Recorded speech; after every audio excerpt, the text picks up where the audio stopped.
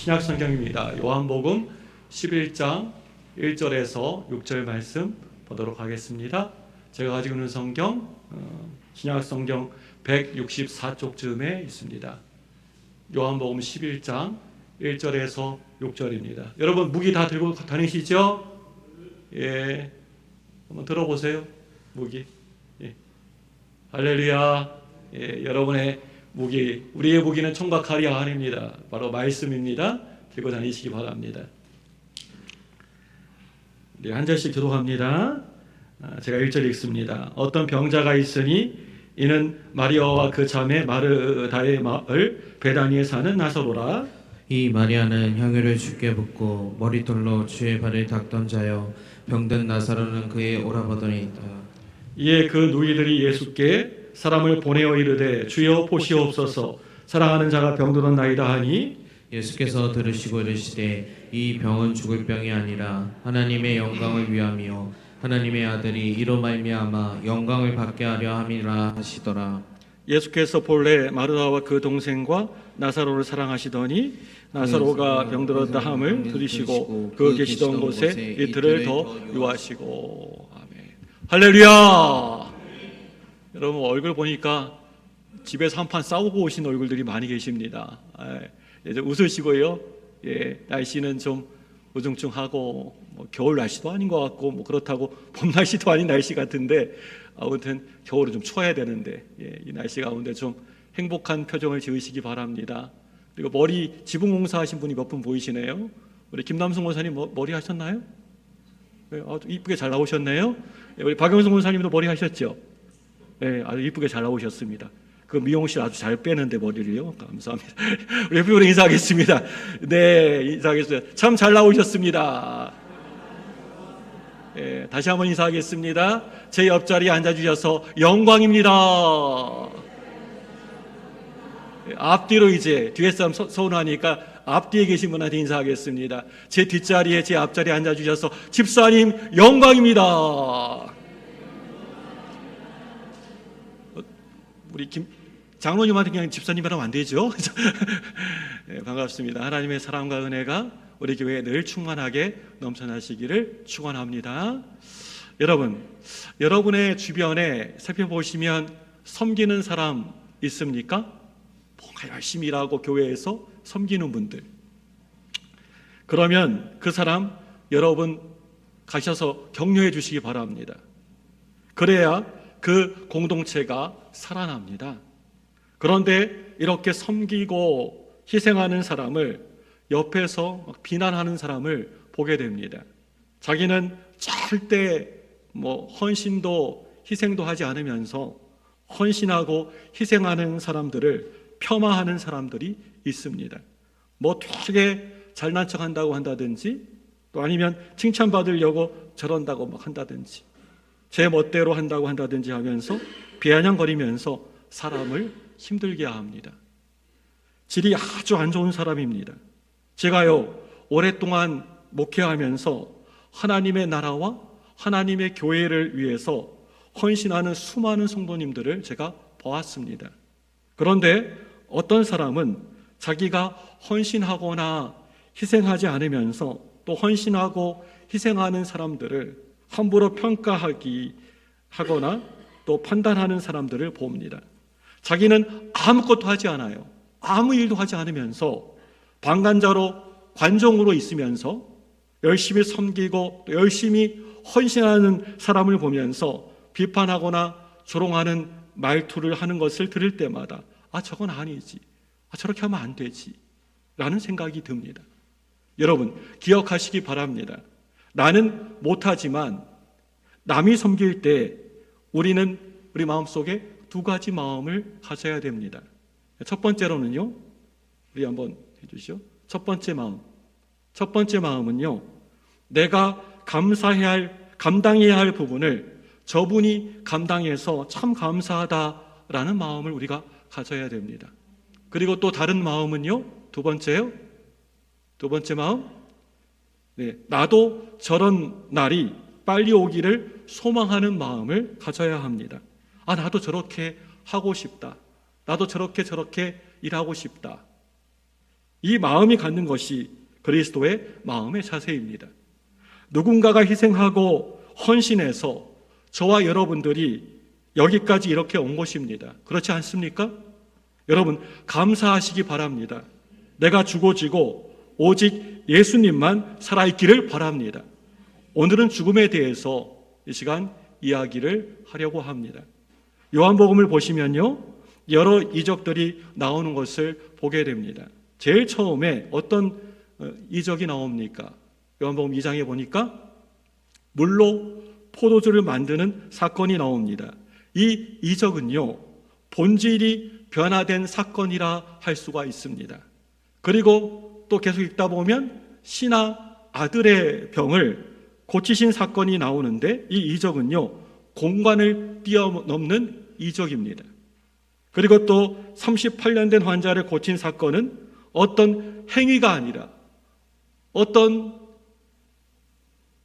모습이 아니고 은혜라고 하는 것을 말씀해 주고 있습니다.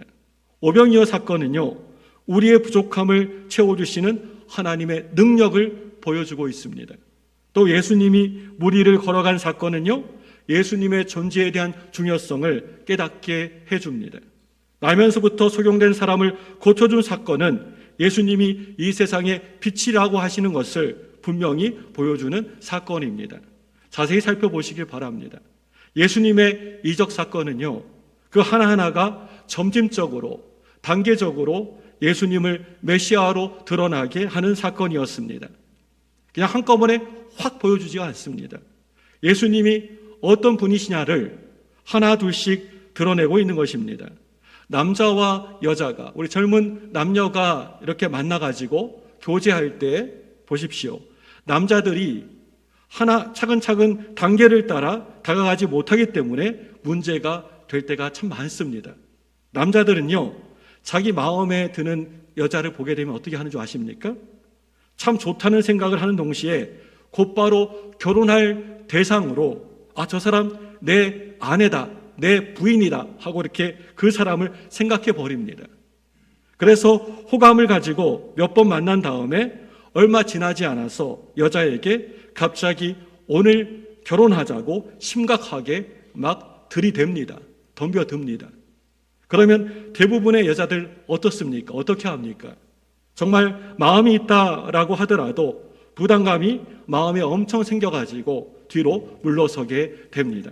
문제는요, 남자는 여자의 이런 반응을 잘 이해하지 못한다는 겁니다. 여자들은 그 사람이 호감이 간다고 해서 바로 결혼하는 것까지는 연결시키지 않습니다. 그런데 남자들은요, 다릅니다. 마음속에 마음이 드는 그 여자를 보면 금방 머릿속으로 결혼식은 물론이고요, 신혼여행까지 벌써 다 다녀와 버립니다. 여자들에게 남자들하고는 다르게 단계가 있습니다. 호감이라는 단계, 그리고 사랑이라는 단계, 그리고 결혼이라는 단계가 필요합니다. 그런데 남자들은 이러한 단계를요, 그냥 무시해버리고 막 그냥 무시해버리고 그냥 쭉 가버립니다. 이게 문제가 되는 것입니다. 지금 예수님의 기적도 한꺼번에 확 다 해버리는 게 아니라 한 단계씩 한 단계씩 점진적으로 조금씩 드러나다가 마지막 이적에서 자신을 완전히 드러내고 계시는 것을 보게 됩니다. 이 사건이 있은 후에 그 당시에 바리새인들과 서기관들이 예수님을 잡아 죽이려고 합니다. 그렇기 때문에 오늘 말씀은요, 그렇게 우리가 읽을 때 그렇게 쉬운 말씀은 아니고 무척이나 중요한 말씀이라고 할 수가 있습니다. 지금까지 우리가 성경을 통해서 많은 이적들을 보았다 할지라도 이 이적의 의미를 발견하지 못하면 가장 중요한 핵심을 잃어버리고 마는 것입니다. 예수님이 마지막 이적으로 보여준 사건은요, 그게 뭐냐면 죽음의 사건입니다. 죽음은요, 사람에 있어서 최후의 적입니다.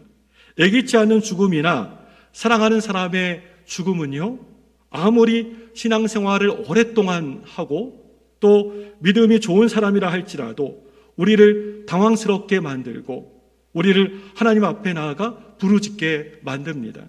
하나님이 어떻게 이런 일을 나에게 허락하시는 겁니까? 그 많은 사람들 가운데에서 하필이면 왜 나의 가족이 이런 죽음을 맞이하게 된다는 것입니까? 인정을 잘 못합니다. 우리 믿는 사람들도. 오늘 말씀도 예수님이 사랑하는 사람의 죽음을 맞이하는 이야기입니다. 오늘 말씀은 이렇게 시작하고 있습니다. 우리 요한복음 11장 1절 한번 볼까요? 시작. 어떤 병자가 있으니 이는 마리아와 그 마리아 마을 베다니에 사는 나사로라. 아멘. 어떤 말씀 보니까 어떤 병자가 있으니 라고 되어 있지 않습니까? 어떤 병자가 있으니. 여기에서 어떤 병자는 누구입니까? 어떤 사람입니까? 이 어떤 병든 자는 마리아와 마르다의 오라버니, 오빠 나사로입니다. 나사로는 성경에서 보여준 것과 같이 예수님이 너무나 사랑하는 사람이었습니다. 우리가 관심을 가져야 하는 것은 예수님이 사랑하는 사람이 병들었다라고 하는 사실입니다. 예수님이 그렇게 사랑하는 사람도 병이 들었다는 겁니다. 우리 생각에는 예수님이 이렇게 사랑하고 예수님을 사랑하는 나사로는 병들지 않아야 될 것 같은데 병들었습니다. 다른 사람과 마찬가지로 똑같이 아프고 고통스럽고 병들었습니다. 예전 교회에서 수년 전에 어느 겨울에 제가 운전을 하고 남전도 회원들과 함께 강원도에 있는 농촌교회를 방문하러 가는 길이었습니다. 터널을 통과하자마자 나타난 내리막길이 빙판길이었습니다. 그날 막 날씨가 영하로 떨어지고 추운 날씨였습니다. 빙판길이었습니다. 차 브레이크를 조심스럽게 밟았는데도 너무나 길이 이제 막 얼음장같이 미끄러워가지고 차가 빙그르 이렇게 한 바퀴를 도는 겁니다. 바로 옆에는 계곡이었고 바로 옆에는 앞에는 빙판길이었는데 빙그르 돌던 차가 갓길로 이렇게 쭈루루 미끄러지면서 표지판을 들이받았습니다. 그런데 그런 중에 제 귀에 들려온 소리가 있었습니다. 목사님이 몰던 차가 목사님이 운전하는 차도 미끄러져서 사고가 나네? 라는 소리였습니다. 완전 마음 상했습니다. 여러분, 제가 운전해도 목회자가 목사가 운전해도 사고 날까요? 안 날까요? 난다고 하니까 또 마음 상하네. 제가 운전해도 차가 미끄러지고 사고도 납니다. 똑같이 납니다. 마찬가지로 똑같이 살다가 병이 들 수가 있습니다. 그런데 이 사건을 어떤 안경을 끼고 우리가 보느냐, 또 어떤 관점을 보느냐가 정말 중요한 것입니다. 오늘 말씀 앞에 어떤 말씀이 나옵니까? 날 때부터 소경이었던 사람의 이야기가 나옵니다. 날 때부터 소경인 사람을 놓고 제자들이 뭐라고 얘기합니까?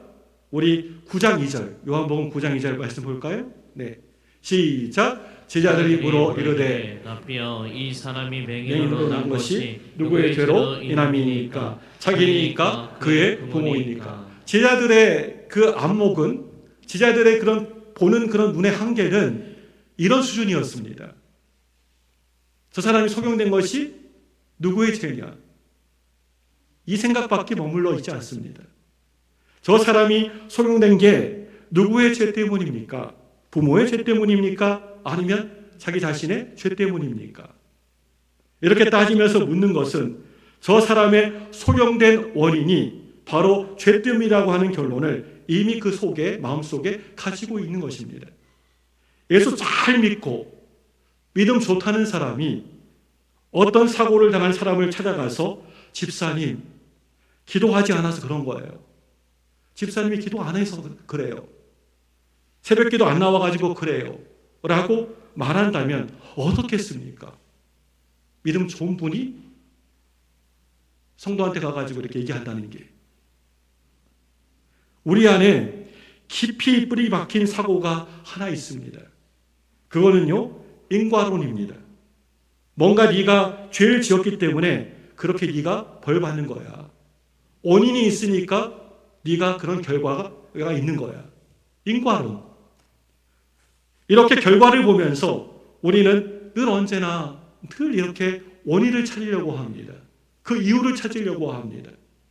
우리는 좋지 않은 일이 생길 때마다 그 원인이 도대체 뭔가를 찾아내려고 예를 엄청 많이 쓰지 않습니까? 왜 이렇게 됐을까? 왜 이런 일이 생겼을까? 그리고 무슨 바이러스 감염이나 유전적인 영향으로 그 병이 걸렸다고 의학적인 진단을 내릴 수가 있습니다. 그런데 여기에서 끝나면 참 다행인데 의학적인 원인이 아니라 그 병이 의학적인 원인이 아니라 신앙적인 원인을 찾으려고 하면서 문제가 생기는 것입니다. 우리는 나이가 가득 찬 우리 자식들, 자녀들을 보면서 왜 아직 짝이 없는지 원인을 찾으려고 합니다. 도대체 너 같은 멋진 남자가 또 너같이 얼굴 예쁜 그런 여자가 왜 아직도 혼자야? 그 이유가 도대체 뭐야? 그런데 나이가 찬 우리 자녀들은요, 왜 나처럼 멋진 사람이 아직도 시집장가를 가지 못했는지를 솔직히 잘 모르잖아요. 이해가 안 가잖아요. 많은 경우에 그 문제에 원인이 없을 때가 있습니다. 원인이 없는데 그 원인을 찾으려다 보니까 거기에서 오해가 생기게 되는 것이고요. 남을 정죄하고 남을 판단하게 되는 것입니다. 어떤 기도원 원장님이 있었습니다. 이 원장님이 은사를 달라고, 자기에게 은사를 달라고 아무리 기도하고 심지어는 금식 기도까지 해도 응답을 못 받고 포기하고 혼자서 그냥 가만히 묵상을 하고 지내고 있었는데 어느 날 암 환자가 와서 자신을 위해서 좀 손을 얹고 기도해 달라고 부탁을 하는 겁니다. 원장님은 그를 위해서 기도를 했습니다. 그런데 기도하는 중에 갑자기 자기 입에서 방언이 막 터져나오고 또 안수를 하는데 환자가 막 피를 토해내면서 병이 낫게 되었습니다. 이런 모습을 보고 환자도 깜짝 놀랐지만 더 깜짝 놀란 사람은 바로 이 원장이었습니다. 이 소문이 퍼지기 시작했고 많은 사람들이 물어왔습니다. 원장님, 어떻게 그런 은사를 받게 되었어요? 이 원장님은 자신이 어떻게 그 은사를 받았는지 아무리 생각해 봐도 그 원인을 찾을 수가 없었지만 하도 많은 사람들이 물어오니까 기도해야지요. 금식 기도도 하면서 간절히 하나님께 기도하면요, 하나님이 주시지요 라고 대답했습니다. 그런데 사실 하나님의 은혜에는 원인이 전혀 없습니다. 그 은혜가 내가 뭐 잘해서 잘나서 하나님께 뭔가 드려서 하나님께서 은혜를 주시는 겁니까? 원인이 없어요. 그 은혜는요.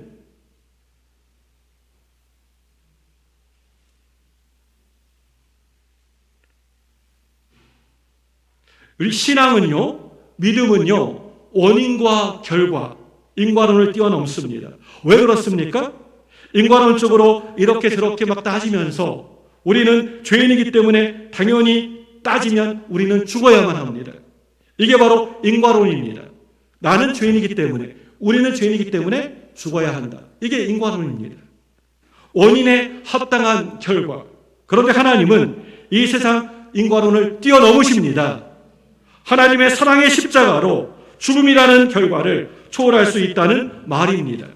그런데 우리는 아직도 이 인과론에 의해서 신앙생활을 계속하고 있습니다. 주의를 제대로 안 지켰기 때문에 내가 이렇게 벌받았다 하는 일이 안 된다. 내가 기도 많이 못해가지고 안 좋은 일이 내게 생겼다.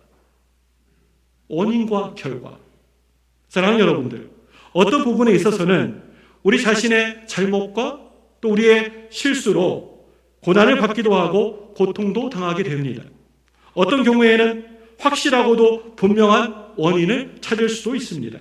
그것은요, 진심으로 회개하고 하나님 앞에 나와서 통의 자복을 통해서 하나님께 용서함 여러분 받으셔야 됩니다. 그런데 많은 부분에 있어서는요, 우리가 잘 이해하지 못하는 고통이 있고 아픔이 있습니다. 그런 경우에는 우리는 더욱 힘이 듭니다. 그런데 우리만 그런 게 아니었습니다. 욥이 성경에 욥이 고통당하고 있을 때 주변에 있는 많은 사람들, 친구들이 인과론적으로 말했습니다. 자, 한번 생각해 봐라. 네가 고통당하는 것은 분명 거기에 무슨 이유가 있을 것이다. 욥이 잘 모르겠다고 하니까 네가 기억하지 못하는 것일 수도 있어. 한번 잘 기억해 봐라. 라고 다그칩니다. 친구들이, 사람들이. 그런데 욥의 고통은요, 욥기를 제가 몇 번씩 읽어봤지만은 욥의 고통은요, 원인이 전혀 없습니다. 왜 그런 불행과 어려움이 찾아왔는지 성경은 말하고 있지 않습니다. 오늘 말씀에 나타난 나사로는요, 예수님이 사랑하고 정말 아끼는 사람이었다라고 기록하고 있습니다. 그런데 이 사람이 어느 날 죽을 병에 걸려가지고 들어가지고 나중에는 죽게 되었습니다. 그 이유가 무엇입니까? 왜 그런 것입니까? 나사로가 왜 죽게 된 것입니까?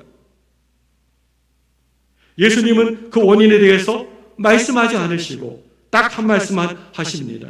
우리 9장 3절, 요한복음 9장 3절 한번 읽어보겠습니다. 시작. 예수께서 대답하시되 이 사람이나 그 부모의 죄로 인한 것이 아니라 그에게서 하나님이 하신 일을 나타내고자 하심이라.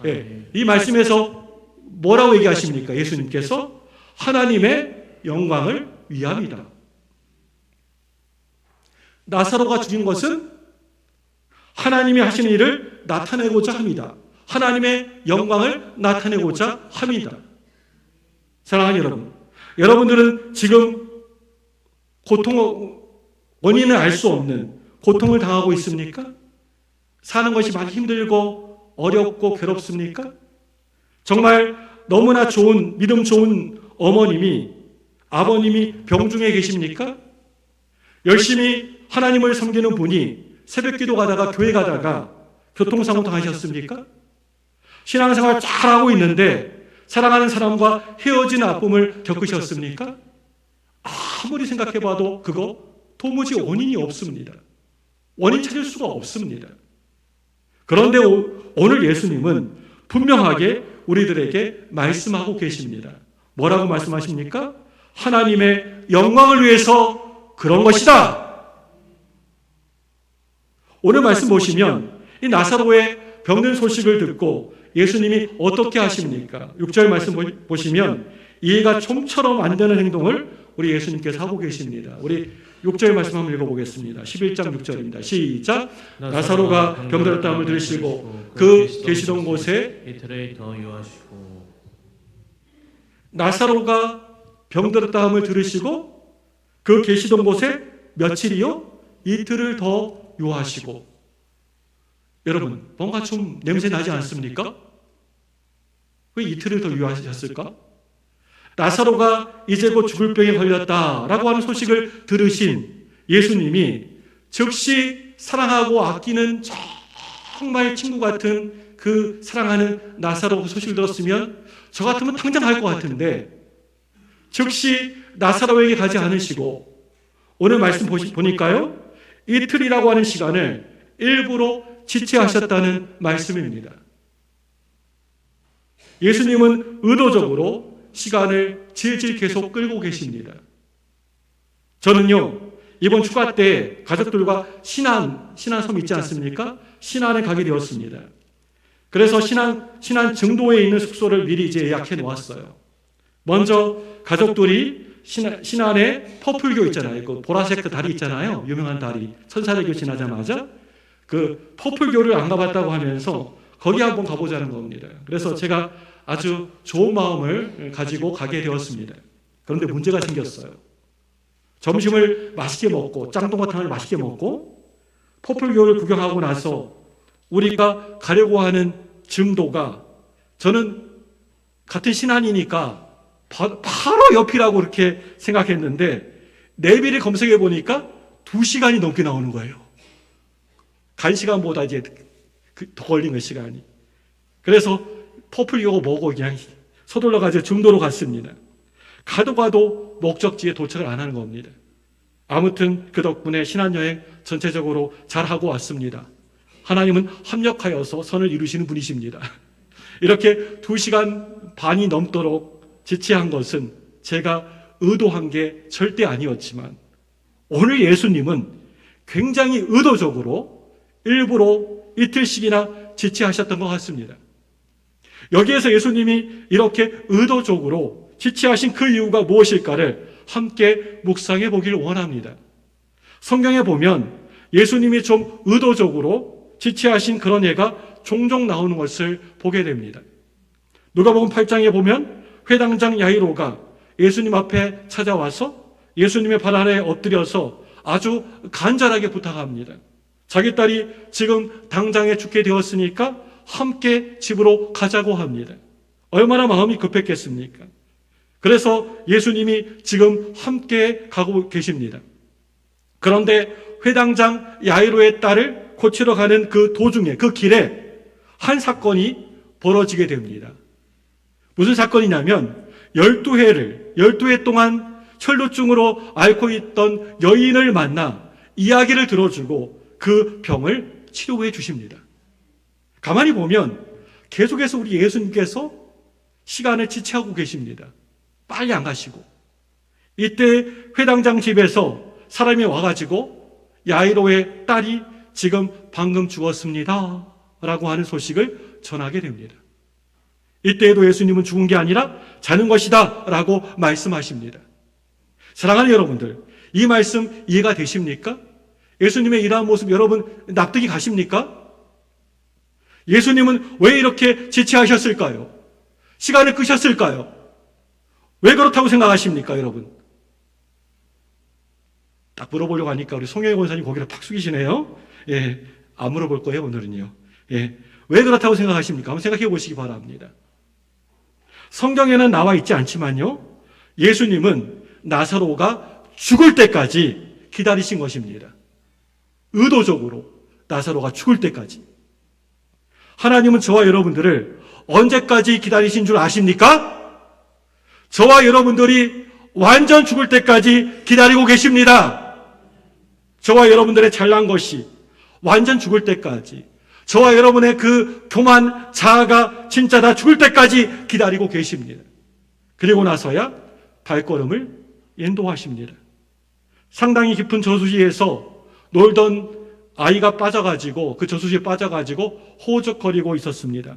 부모들 그리고 친구들이 안절부절 당황하면서 그 모습을 지켜보고 있었습니다. 그곳에서 바로 옆에 구조대원이 있었는데도 구조하러 물속에 들어가지 않은 겁니다.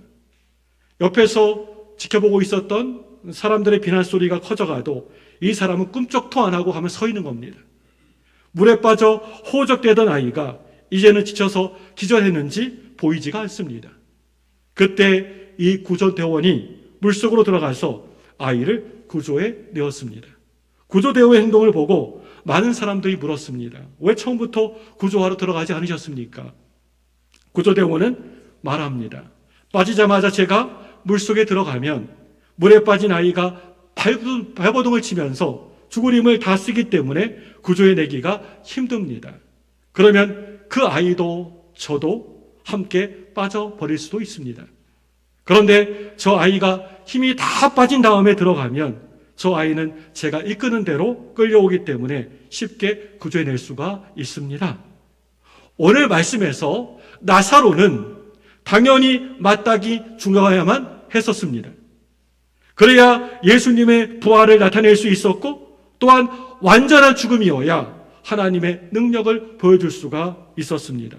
마찬가지로 저와 여러분들, 우리는 완전 죽어야 합니다. 십자가 밑에서 완전 죽으셔야 됩니다. Not I but Christ. 나는 죽고 예수님만 살아나셔야 됩니다. 우리가 죽어야 살 수가 있습니다.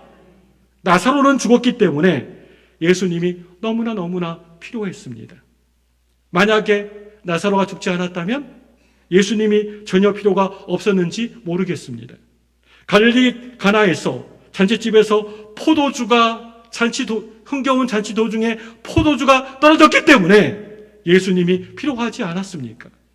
신하의 아들이 너무나 절망적이기 때문에 예수님께 찾아온 게 아니었습니까? 마찬가지로 나사로가 쌩쌩하게 살아있었다 한다면 절대 결코 예수님을 찾지 않았을 겁니다. 나사로가 죽어가고 있었기 때문에 예수님을 찾은 것입니다. 사랑하는 여러분들, 우리는 하나님께 이렇게 항변하고 따질 수 있을지도 모르겠습니다. 하나님, 나사로는 분명히 죽음이라는 고통을 당했는데 주님이 다시 살려주지 않으셨습니까? 그런데 내 사랑하는 아버지, 어머니, 내 사랑하는 부모님, 나의 가족들의 죽음의 문제는 왜 해결되지 않는 것입니까? 오늘 나사로의 부활 사건에서 말하고자 하는 메시지는요, 예수님은 생명이시라고 하는 것입니다. 예수님은 생명이십니다. 생명은 살아있는 곳에서 필요하지 않습니다. 생명은 죽어있는 곳에서나 필요한 것입니다. 죽음이라는 절망적인 자리에서 가장 큰 기쁨의 소식은 무엇일까요? 생명이라는 소식일 것입니다. 살아있다는 소식일 것입니다. 여러분, 그렇습니다. 죽어있는 사람에게 가장 큰 소망은, 복된 소식은 생명입니다. 이 소망을 주시는 분이 우리 예수님이시라는 것을 여러분 믿으시기 바랍니다. 예수님, 예수 그리스도이십니다. 사랑하는 여러분들, 나사로가 누구입니까? 바로 저와 여러분들이 아닙니까? 이 성경에 나오는 나사로가 박 집사님, 김 집사님이 아니라 바로 나 자신입니다. 새로운 생명을 공급하기 위해서는 내가 먼저 죽어야 됩니다. 그것도 설 죽으면 안 됩니다. 완전 죽어져야 됩니다. 나의 방법, 나의 생각, 나의 경험을 다 내려놓아야 합니다. 내가 죽어야만 예수님의 생명이 약동하게 되는 것입니다. 사랑하는 여러분들, 저와 여러분들의 마지막 승부는요, 이 세상에 살아가면서 성공이냐 실패냐가 아니라 내 안에 생명이 있느냐 없느냐로 결정되어지는 것입니다. 생명의 여부가, 그게 중요한 것입니다. 지금 활짝 피어가지고 정말 너무나 아름답다라고 하더라도 가지에서 꺾여진 꽃이라면 금방 시들게 됩니다. 그런데 아직 볼품없고 다 피지 않았을지라도 그 꽃의 가지가 줄기에 짱짱하게 붙어 있다면, 생명력이 있다고 한다면 시간이 지나면서 아름답게 필 것이고 아름다운 열매를 맺게 될 것입니다. 여러분들 안에 살아 역사하고 꿈틀꿈틀거리는 생명이 있습니까? 참 생명이 여러분 안에 있으십니까? 이 시간 기도하겠습니다. 두 손을 번쩍 펴시고 저를 한번 크게